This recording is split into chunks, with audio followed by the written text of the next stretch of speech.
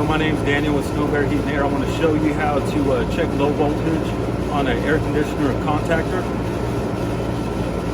First you set your meter on volts, AC, and you can check it right here on the contactor. And it shows we have 24 volts on the meter, or you can check it right here at the low voltage wires coming into the unit.